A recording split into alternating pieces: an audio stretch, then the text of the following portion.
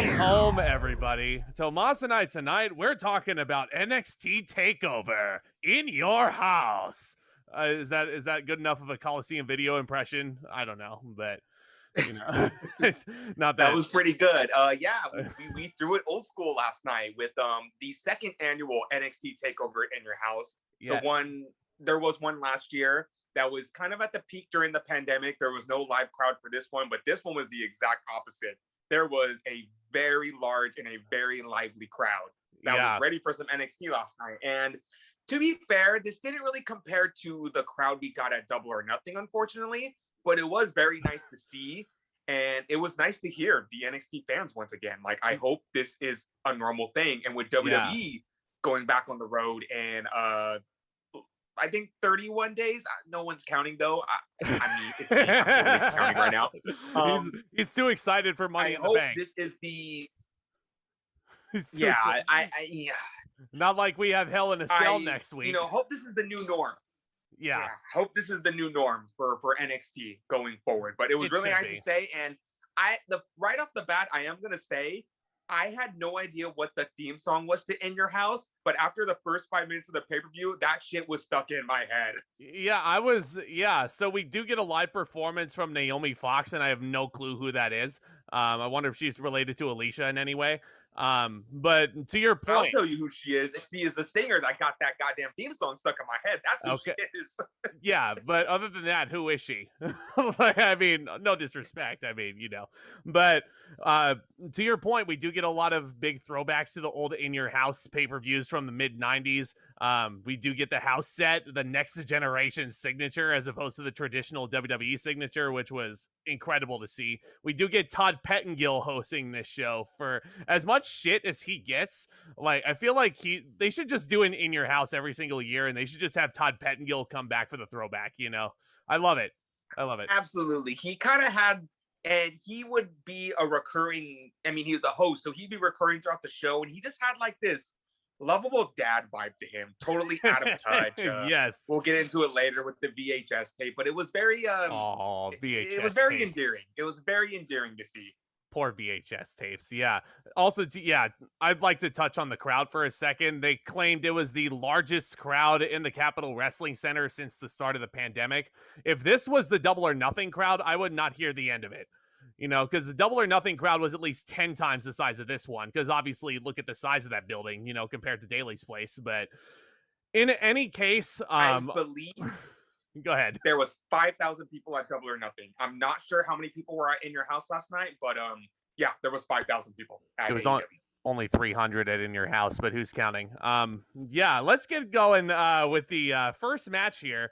Winners take all 6-man tag team match. The brand new NXT North American champion, who did beat Johnny Gargano in a cage match, the colossal Bronson Reed, who I love. He's teaming up with MSK, another tag team, which I love. I just bought their t-shirt. Cheap plug there. And they're taking on all 3 members of Legado del Fantasma. Apparently, if Legado won, Santos Escobar would be the North American champion, and then, process of elimination. But yeah, MSK is awesome. MSK is, first off, also, all over the place. I'm going to compliment Legado del Fantasma. First of all, again, with the crowd back, the fans were chanting the Legado during the theme song, which was absolutely wonderful. Yeah. I have had such a soft spot for Legado this past year, and their ring attire is on point. You have Santos Escobar, who always throws it back to his masks. You got Raul Mendoza with some cool attire, but my main comment I want to give to Joaquin Wilde, who, if we all know, used to be DJZ in Impact Wrestling. He is rocking this sweet luchador mask that was a throwback to his DJ gimmick as well. And I know he's been doing this for the past few weeks on NXT, but very just amazing touch to detail right there by Joaquin Wilde. Yeah, really, really amazing. They're all matching, of course, because they're all a trio. But you got to give credit to Reed and MSK because they were all matching colors as well. The green and black. I loved that. I loved the heels, just bouncing off of Bronson Reed like it was nobody's business. I loved freaking Raul Mendoza, I think is who it was, who was clotheslining Bronson Reed, and he was absolutely no-selling it. And Raul Mendoza's facial expressions were the funniest thing, I think, the entire pay-per-view. It was really, really awesome. Joaquin Oh Wild yeah, does and have some this funny sells. my favorite part about this match is that it was your typical 60 moves a minute match with Legado and MSK, but Bronson Reed was joining in on the fun too, and he was doing a lot of moves that you wouldn't expect from a guy his size. He was doing tope suicidos, he was jumping off the top rope. You know, Bronson Reed is our resident thick boy, but the thick boy is not afraid to fly. And he proved it Absolutely tonight. not. There were so many topes at one point in this match that Beth Phoenix yelled out, "It's raining men."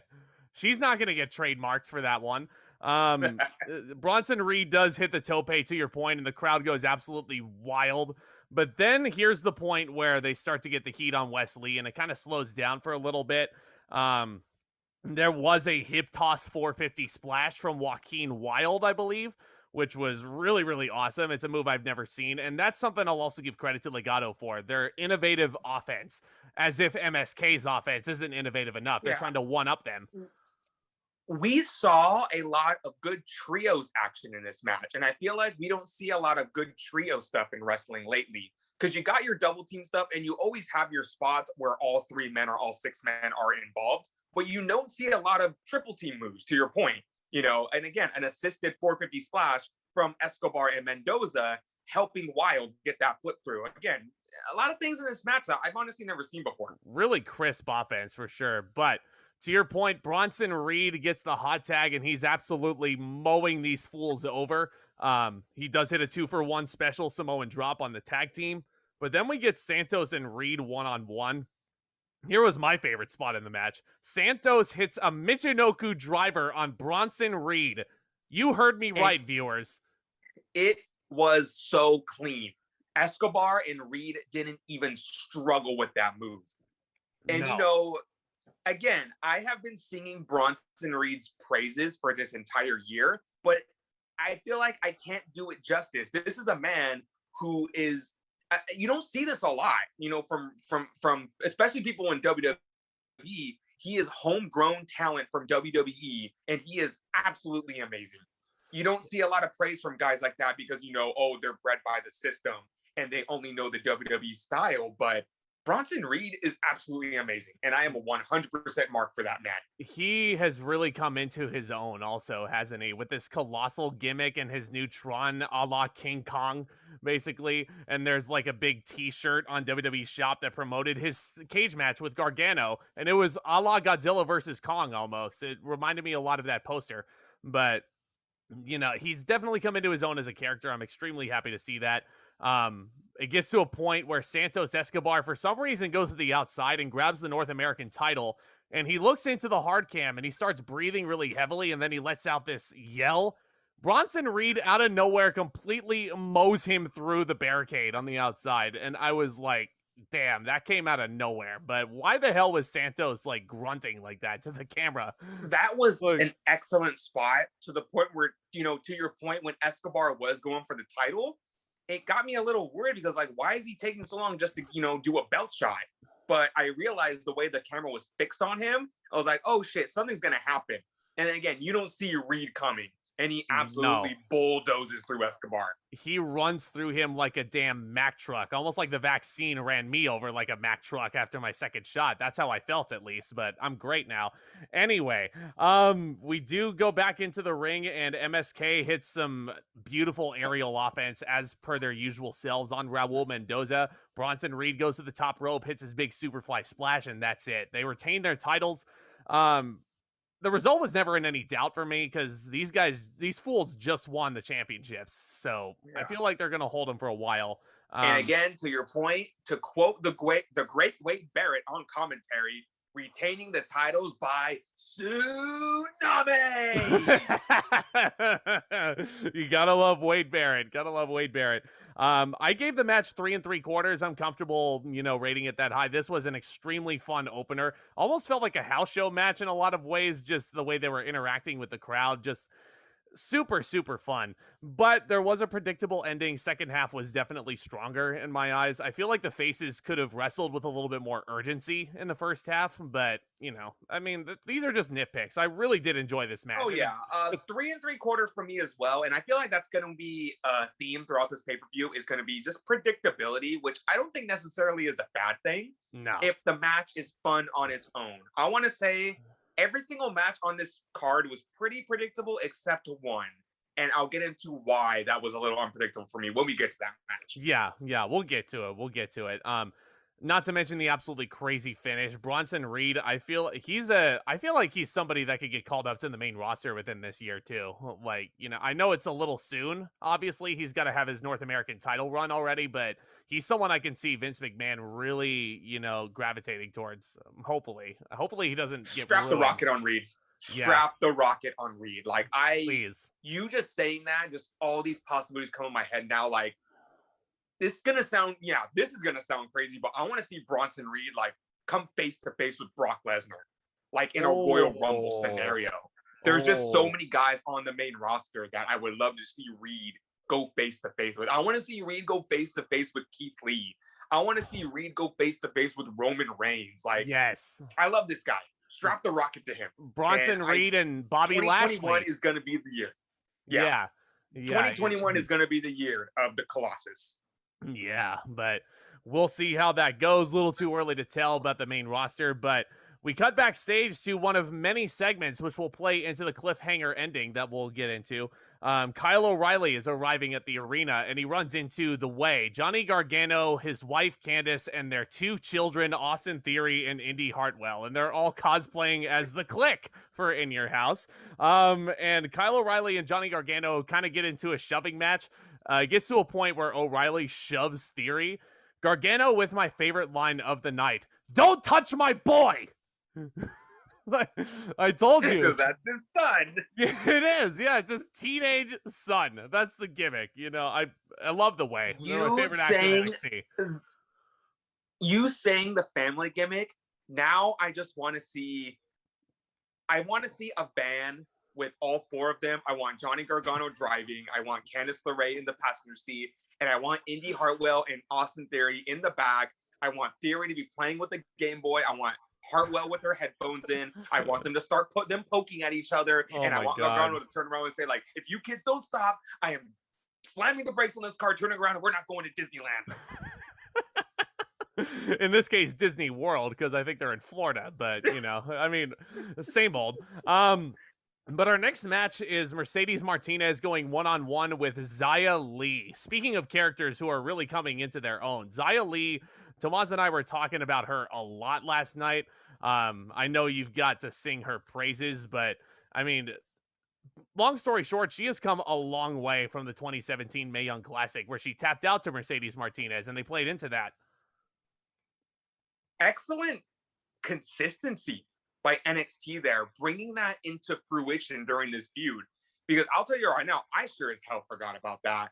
And the fact that they were playing into that instead of just going, oh, Lee and Martinez, because Martinez needs an opponent and Lee has never been on a takeover. Yes, this is her takeover debut, by the way. Yep. Which, again, you take someone like Xia Li, whose very first wrestling match ever was in the Mae Young Classic.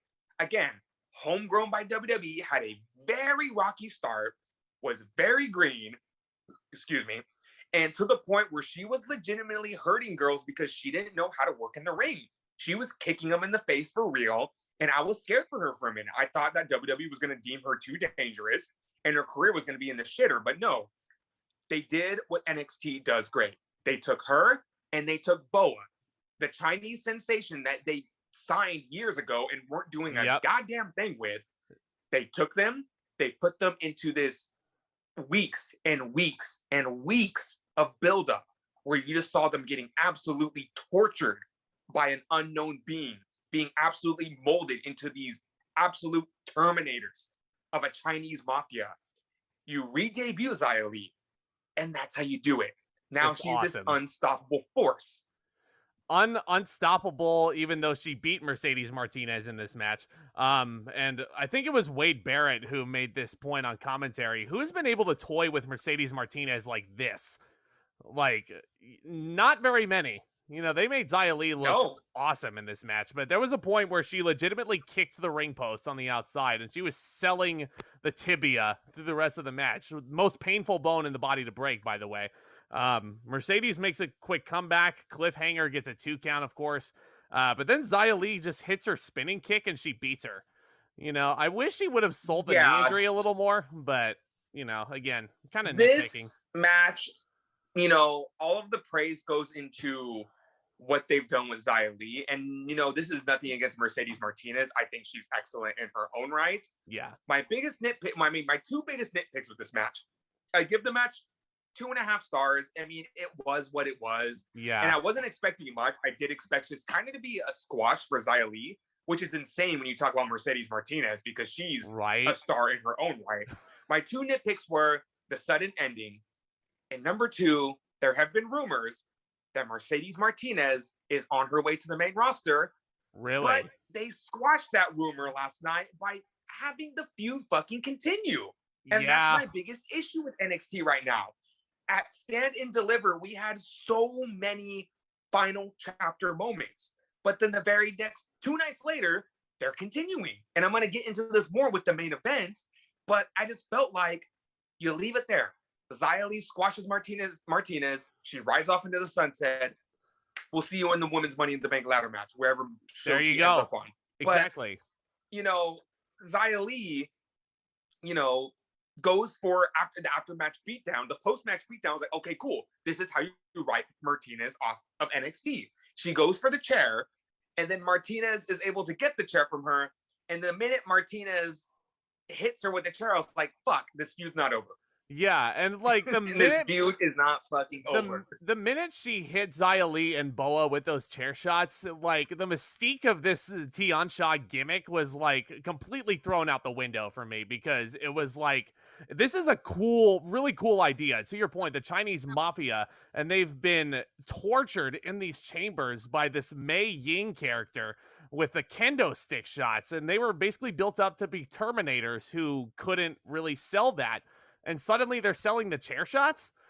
Like, it didn't really make any sense to me. And Mei Ying stands up eventually, and Mercedes Martinez approaches this mysterious character in the throne, and Mei Ying throws her off the stage into the barricade, pretty brutally, might I add, with a Tongan death grip, also, which is a move I haven't seen in ages. Dare I say this match was a Mei Ying classic? Jesus Christ. That's where you were going with that. Yep. It was so bad. I gave the match 2 stars. It was nothing special. The ending angle made no sense, but I mean, hey. Even, you know, again, I thought the ending was pretty cool just because it adds more to that, but I don't think throwing Martinez against the barricade is going to be enough to write her off NXT. This feud is still not fucking over, and that just irritates me. No. Because at the very end of this review, I'm going to go on an NXT rant. You're welcome, AEW fans. I'm going to dig into NXT. I'm going to dig my heels right into them. Here we Stay go. tuned. Yep. Stay tuned to the main event, folks. But yeah, so we move on and we see Tommaso Ciampa and Timothy Thatcher, random tag team alert, Tomas. They're cutting a promo backstage and it's very intense. Ciampa's delivery is awesome. Thatcher is just sitting there looking menacing with his missing front tooth. And, you know, eventually he says boom or something like that at the end. I can't remember, but they're basically calling out the grizzled young veterans for Tuesday. Which they will be competing in a a tornado tag team match, which is going to be very fun. Yeah. Looking forward to that. For sure. Absolutely. Hey, speaking of fun, here comes one of the real main events of this show. A ladder match for the $1 Million Championship. Cameron Grimes against Eli Drake, because his name in WWE is stupid. His first name, especially. Well, you know what? I'm sorry. His name is LA Knight. It's Cameron Grimes versus LA Knight, whether you like it or not. I know. But I will say, his theme song is pretty catchy. It is. Cameron Grimes' theme song also extremely catchy. It's hip hop now. And Tomas, I got to give you credit where it's due, my friend, because about a week ago, I think I texted you who the hell is the heel in this? And you argued so in Cameron Grimes' favor. And I didn't buy it for a second. But after watching this, I was like, holy shit, this guy is so damn endearing. You know, it was just awesome. Absolutely. And it kind of came out of nowhere because, again, singing NXT's praises, they're really good at character development. And when they introduced this new gimmick for Grimes, you know, with later on in the weeks, and they were showing all the money, all the stuff he was buying with his money, and then he slowly started calling out Ted DiBiase. Yeah. And I thought it was a joke at first. And as it kept going on, DiBiase's involvement started coming, you know, a little more into fruition. And you realize, no, DiBiase is actually going to be a part of this. Yep. And when they had that $1 million face-off in the ring between DiBiase and Grimes, and you heard Grimes' promo, you couldn't help but feel for him. Even though he's been this obnoxious, slimy individual, you know, flaunting around his money, you couldn't help but relate to him when he would say, like, DiBiase, I looked up to you. Yeah. And when I finally met you, you were a jerk. Grimes won the lottery. For that. Grimes basically won the lottery. And I'm sure our buddy Chris still hates Cameron Grimes because of how slimy and greasy he is. But, you know, I gotta give credit to NXT where it's due, though, because they're doing something that I'm really loving about AEW, is that they're taking these legends and they're kind of having them mentor these youngsters in a way, kind of like Sting with Darby Allin, or like a Big Show. I don't know who the Big Show is mentoring, but a Taz with a Brian Cage. You know, they're using Pastor Ted DiBiase in the right way, and I'm so happy to see him doing so well too. Like, oh yeah, and especially back in like late 2019, and I was reading that DiBiase and WWE weren't on good terms. That kind of made me sad because, you know, you need those type of mentor figures in the business, whether it be AEW or WWE. And I think DiBiase, to kind of jump ahead, would and should make an excellent manager for LA Knight. Yeah. I think he's definitely, not saying that Knight can't be on his own. I just think it would add something. Just because you have a manager does not mean that you're flawed. I mean, everybody is a Brock Lesnar that needs a mouthpiece. Sometimes you need a Paul Heyman to your Roman Reigns. You are perfectly fine, you know, without the manager, but being with the manager just makes you look that much better. Exactly. Yeah. You know, I just want to see more DiBiase segments where he like brings a kid up to the stage and he tells him he'll give him X amount of money if he can bounce the basketball 15 times. Then once he gets to 14, he kicks the ball out of the kid's hands. He's like, whoops. Ah, you know, it's just classic what a there. Dick. And I love his theme song too. It's one of my personal favorites. It's kind of a hidden gem, but the $1 million championship is in a briefcase for this. Like, that was weird to me. I don't know. It was kind of like, it took a while for me to get used to. I kind of understand why they did it, because it's a beautiful championship that's like legit gold and like with diamonds on it. It's a beautiful title, but you know, I kind of understand in hindsight, but it was just a weird thing to get used to. I don't want to get too off topic, but they were talking about during this match that they were talking about everybody that held the $1 million title. Obviously, $1 Million Man held it. I know where this is going. They talked about. Well, here's the thing. I actually have a legit question for you. Okay. So, DiBiase held it. Stone Cold Steve Austin held it when he was the ringmaster. Virgil held it. Ted's son, Ted Jr. won the title. I'm not talking about Ted Jr. though. In 2010, Goldust stole the belt. So does that mean Goldust has been $1 million champion, or did he just steal the belt? Probably. I mean, I thought the $1 million championship was just a gimmick at first, but I guess they're going to treat it like it's got a lineage. I don't think Goldust ever officially won it, but I thought you were going to make a joke about Virgil, but you know. Like, no, that joke, that's low hanging fruit there. Yeah. I know. But this was actually a very intelligently wrestled match for a good portion of this. Like, the ladders didn't really come into play until like a good halfway through the match. Like, there were spots, you know, it was really, really smart work.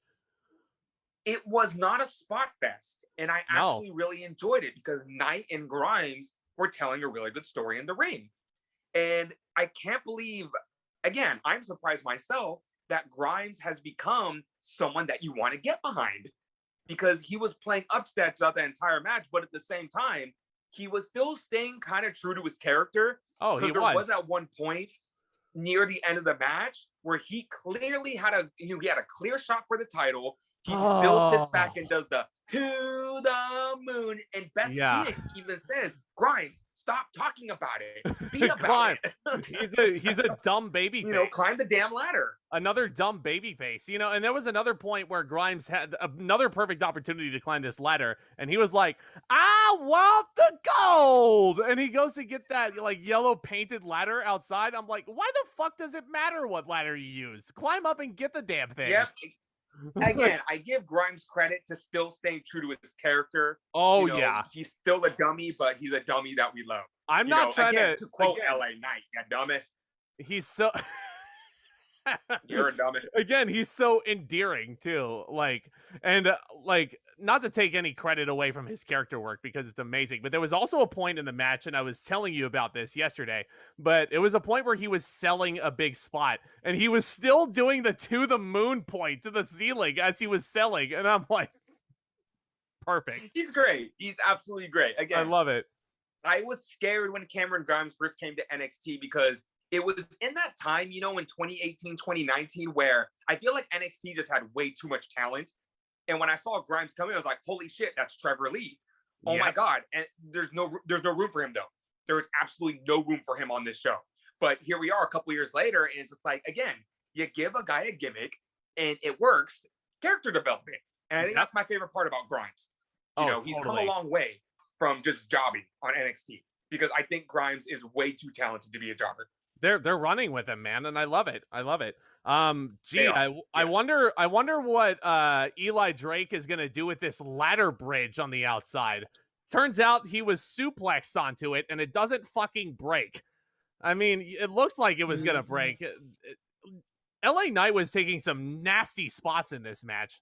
Like, he was. Lord. He absolutely was. My God. Not to take away from the final spot of the match where, again, Grimes has after that spot right there, Grimes has a clear shot for that title. He's taking his damn time to the point where Beth Phoenix is getting upset. He finally makes it up there. Grimes is able to beat him there, tilts the ladder over, and Grimes does a full front flip onto another ladder bridge on the outside. Holy shit. Bump. Holy shit. But again, that was it. Cameron Grimes used to wrestle Ultimate X matches. So he's used to taking big ass bumps like that. So props to Grimes. And LA Knight, I don't think, has ever done a match like this. And sure enough, he climbs the ladder and he grabs the $1 million championship. And there you go. Ted DiBiase endorses him in the ring with the title. It looks freaking gorgeous. I really liked this. This was a 4-star match. Very good. It was very intelligently worked. I feel like I liked the Cruiserweight ladder match more from Stand and Deliver. I just feel like it was more exciting. I think it'll come down to personal preference, but this was still extremely entertaining. Both matches, okay, and that was my one, I was scared for a minute when they announced this was a ladder match because, didn't they just do this with Escobar and Jordan Devlin, but with Shawn Michaels? Didn't they? I'm scared NXT was recycling something. But both of these matches were good for different reasons. I think just because of the storytelling in the ring, Grimes and Knight told a better story. And going on from here, this was the only match I couldn't predict. Because first I was like, put the title on Cameron Grimes. He's kind of worked for this. But then I was thinking, and after I heard some other people's opinions, LA Knight has not been here as long as Cameron Grimes. And I think Knight can benefit a little more from this because we all know Knight from his days in Impact and NWA and everywhere else that he's worked. And he kind of just brought that gimmick over to NXT. I think he needs a little more substance. And I think this $1 million championship and possibly having DiBiase as his manager and him continuing to be just kind of like this millionaire jerk off, but not in an endearing way like Cameron Grimes, can benefit him a lot more. And as the fans, we're going to want to see Grimes beat Knight for that title. Yeah. So he can finally have his moment in the sun. Because Grimes is going to get that title. Let Knight run for him. Let Knight run with it for a while. Yeah, Grimes is basically the rags to riches story that won the lottery to get his money. LA Knight was born into it. Basically. Oh, yeah. That's the big paradox there. But Yeah, great ladder match. I really liked it. Again, it's going to come down to personal preference, which one you like more. But Yeah, speaking 4 stars of, for me too, by the way. yeah, there we go. 4 stars. I was going to ask, that was my next question. But here we go. Most predictable match on the show for me for the NXT Women's Championship. Raquel Gonzalez is defending against Ember Moon. I've got a bone to pick real quick, my friend, if you'll allow me for a second. Raquel Gonzalez, I've got a bone to pick with her, not because of, the nothing special work in this match. Of course not. That was to be expected. But here's the thing. There was a press conference that went on, and Raquel Gonzalez touted herself as the first Latin American woman to win a women's championship in WWE history. So, Raquel, Melina does not exist. The Bella Twins don't exist. AJ Lee doesn't exist. Bailey doesn't exist. Bailey's on the main roster. Are you kidding me? Like, I was not aware of this. Holy shit. Yeah. Go back and watch that press conference. She legit says that, and she says it like, oh, yeah, I know this. I've done my research. No, you haven't. Clearly. There have been so many Mexican women that have won championships in this company before. So, yeah, just to address a very legitimate bone to pick indeed, my friend. Yeah, especially when one of your there from Gonzalez. Yeah, especially when one of your biggest women's stars on the main roster is Hispanic. She's the longest reigning SmackDown Women's Champion in history. Like, I'm done. I've myself dry already. What do you think of this match? This match, again, to share your judgment, there was really nothing special to this match. And I do have to say, Ember Moon carried this match.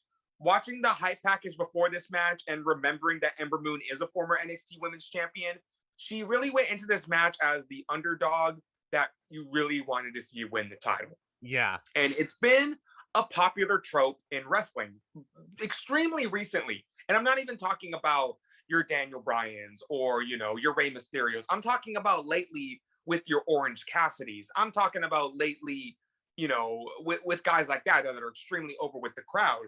And I've given AEW a lot of credit for this, but I'm going to give WWE some credit for doing this tonight.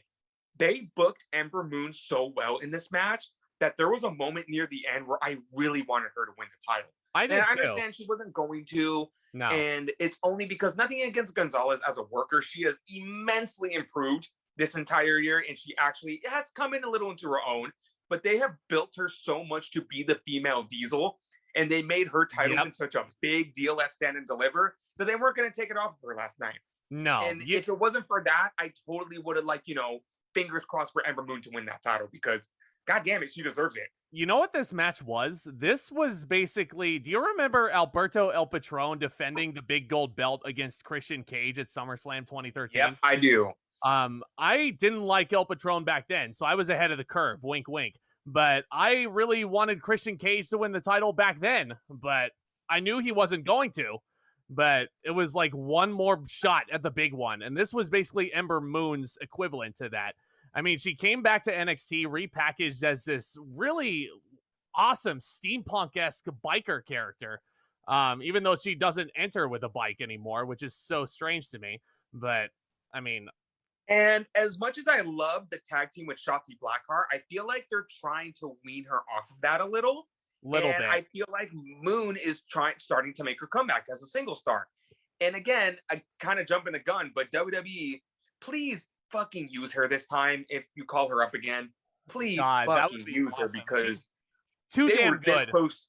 She was this close to getting future endeavored for no fault of her own a couple of years ago. Yeah, she's too damn talented. Her finisher is one of the most amazing finishers I've seen in the world.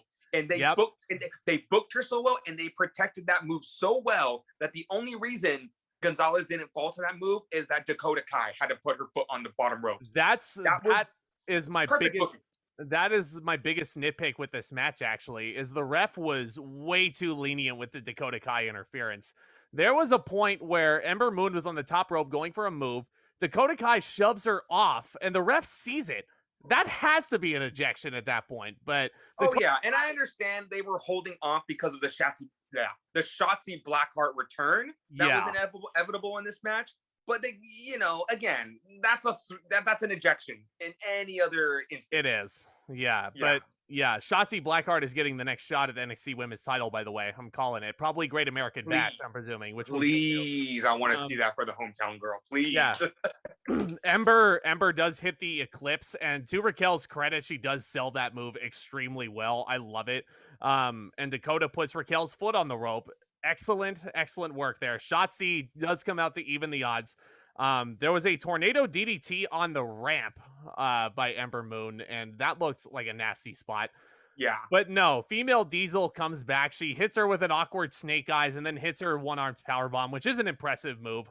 I can't go higher than a 3 on this one. This was an okay match, another predictable finish. I gave it a 3, and unfortunately, it's because Ember Moon carried this match. I don't want to shit on Raquel Gonzalez. I really don't, because she's come a long way too.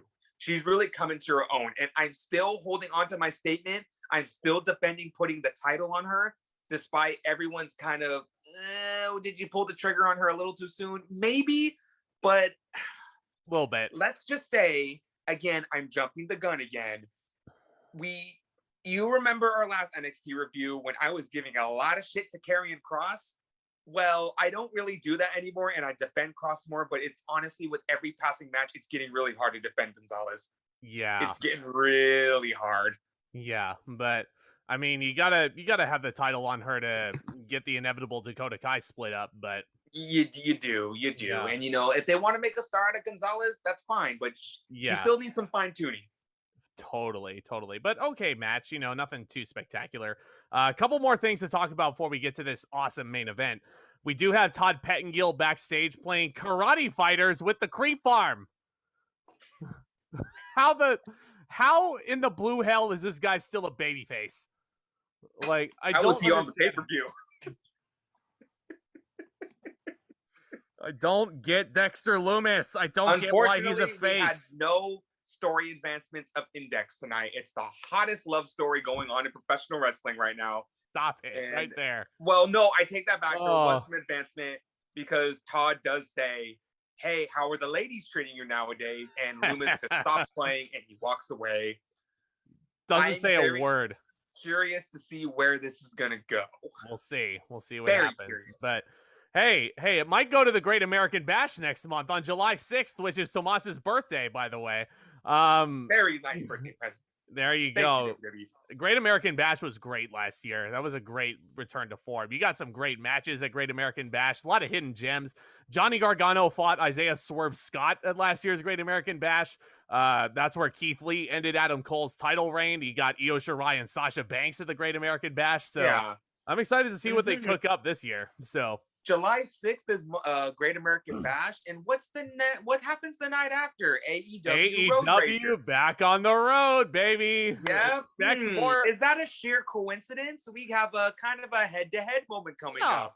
That's gonna be a very fun week of wrestling. I'm looking very forward to it. Stay tuned, AEW folks. is almost like they're like a little over 3 weeks away. They're like 23 days away from getting back on the road, and we're ready. Yeah, AEW with Road Rager, 2 nights of Fyter Fest after that, and then Fight for the Fallen. That is a packed July right there of wrestling. So absolutely, stay tuned. I really want to talk about that with everybody here. Oh yeah. But here we are, Tomas. Fatal 5-way match for the NXT Championship. Karrion Kross is defending against Johnny Gargano, Kyle O'Reilly, Pete Dunne, and Adam Cole, baby. With a bop of a theme song, by the way. Yeah, let's go into let's do a little fashion show before we start off this match, because you have Pete Dunne in this crisp, clean white singlet, complete with the white fur. That was new. You have Kyle O'Reilly with people are shitting on his new theme song, which I don't fucking get.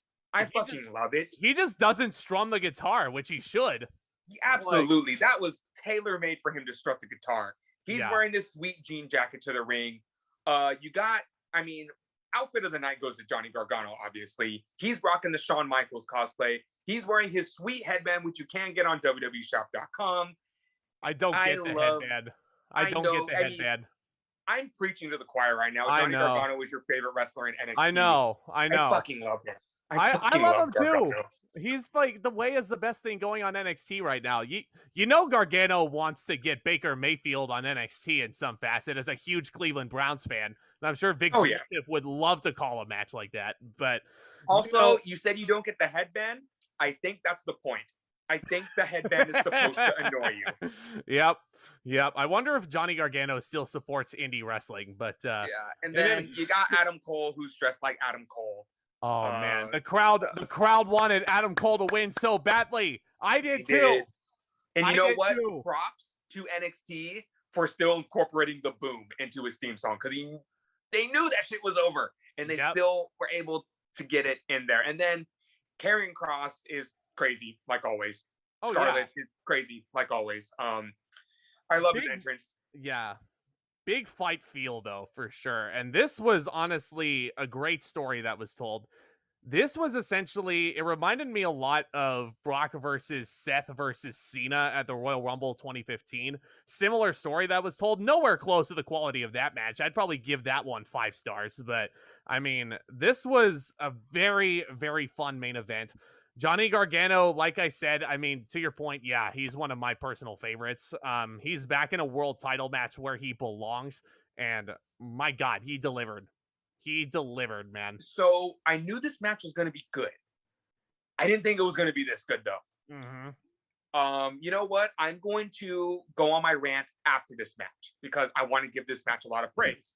Yeah. Because this had the same feeling of those NXT takeovers we had a couple of years ago with those giant crowds in big arenas, which we are going to get back to, but with those right now, bangers of Johnny Gargano versus Adam Cole, 2 out of 3 falls. It's one of my favorite NXT matches of all time. It had that same vibe, and we haven't had that vibe in a while, which was absolutely amazing. Yeah. And I think everyone in this match did amazing, but I think the MVPs of this match were Cole and Gargano. They were hitting on all cylinders, but that doesn't. Again, O'Reilly and Dunne and Kross, this match was absolutely amazing. Oh. And the big story of this match was trying to keep the big man down. And this is where I'm going to flip an entire 180. And back at Stand and Deliver, I shat all over Karrion Kross. Mm-hmm. I said it was not time for him to put the title back on Kross. I said he wasn't ready. I said he was extremely overrated. I said so many negative things about Kross. He did. He, in the span of 2 months, has gotten better. And I feel really like he can only get better in here, because he is working with opponents. Not only are they making him work, they're bringing out the best in Kross. Yeah, and I would honestly argue that Kross could have been the MVP of this match himself, because they booked him like a monster, and he played that Brock Lesnar-esque role perfectly. There was also a point where he hit an F5, I think on Pete Dunne. I don't remember who it was, but whoever was F5. Yeah, whoever was kicked out of that F5, I'm sure somewhere Brock Lesnar was seething at that. But it's only a matter of time. We see him. Kross's presence in this match wasn't oh no, I'm outnumbered 4-1. It was, oh no, you're all gonna die tonight. Yeah, I mean, it's like not even these 4 men. A double fucking Northern Lights suplex on Gargano and Dunne, which was incredible. You got your stiff Kyle O'Reilly kicks in there. Pete Dunne with his double joint manipulation. I mean, we just got the greatest hits right here. Johnny, everybody got their back. Yeah, everybody got their shit in. And there was this excellent spot where was it Gargano had Cole in the Gargano escape, and then Dunne came up and put him into a cross arm breaker? Yes. Yeah. That was it. That was that. Yeah. And then Cole was getting so close to tapping out, and like O'Reilly just made that beautiful save right there. Man. There was so much shit that went on in this Even match. Before that, Adam Cole hits an Ushi-Goroshi on Kyle O'Reilly. Oh, and one of my favorite spots in this match, it's very subtle. Pete Dunne's going for the bitter end. Gargano with the most beautiful counter I've ever seen out of the bitter end into a tornado DDT.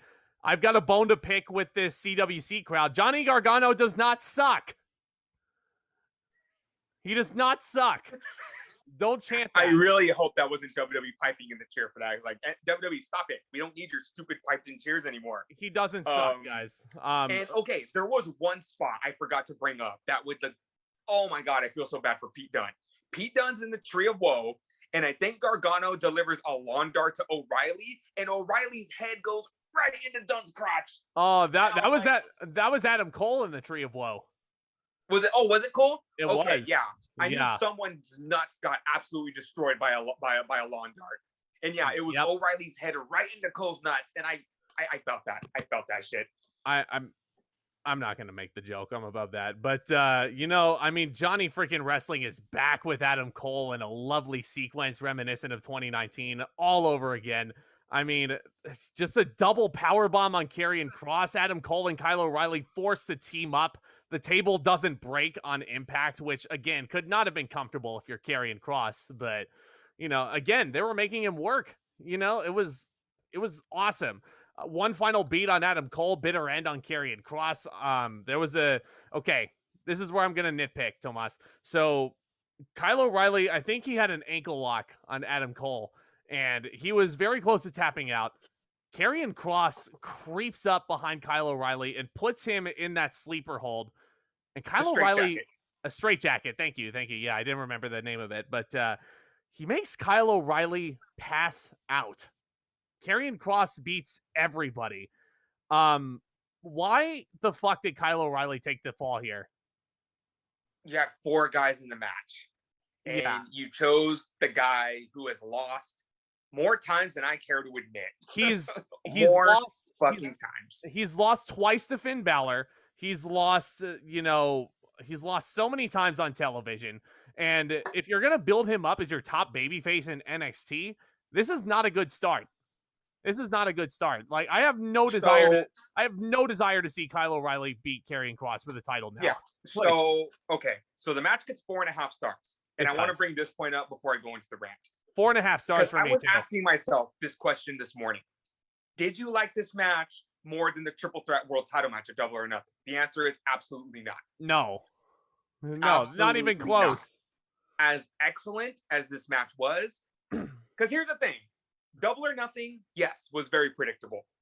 But AEW booked that match to make me believe either Pac or Orange Cassidy were going to win that title.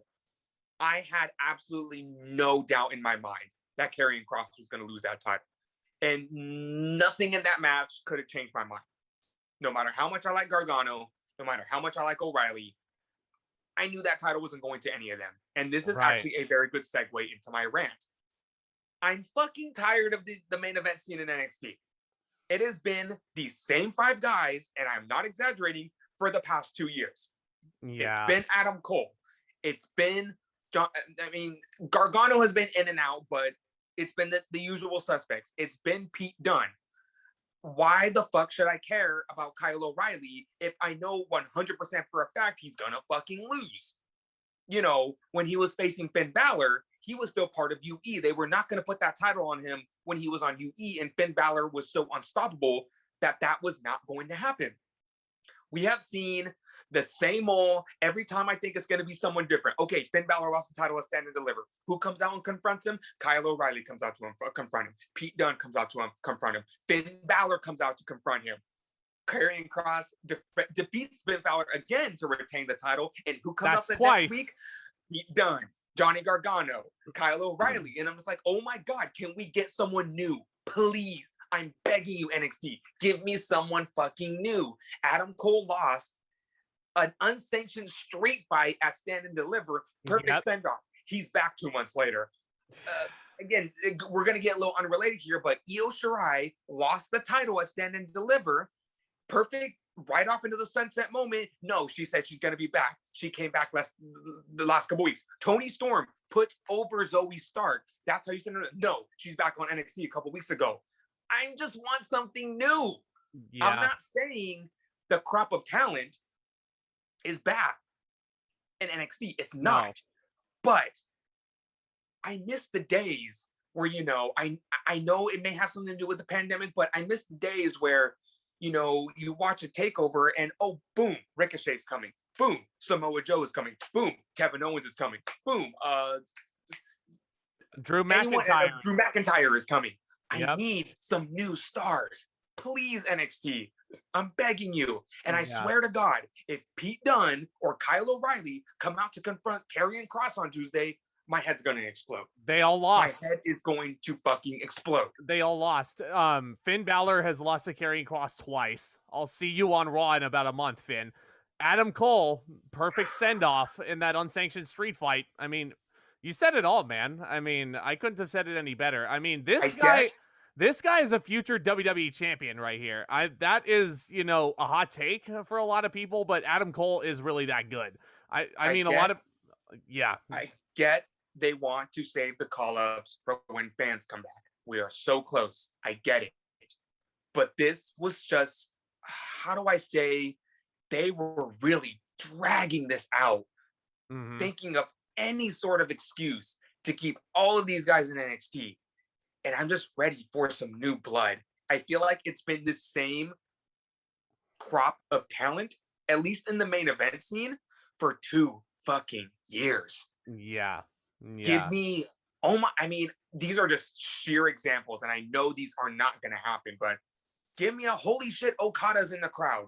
Holy shit, Jay White's in the crowd. Holy shit, I don't know, Nick Aldis is in the crowd. Give me something like that. I'm begging for something new. Holy shit.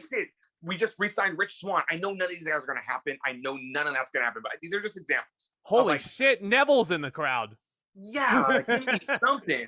Again, I know these are not going to happen, but that's just, those are just examples. Yeah, just new main events. And again, if Karrion Kross beat every single one of them in one match, what's the point? You know, he stacked them up like Cornwood, like Roman Reigns did at WrestleMania.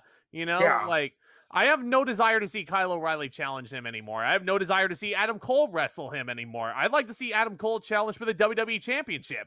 You know, like, it's like, yeah, exactly. You actually, I think you were going to say what I was going to say. Drew McIntyre.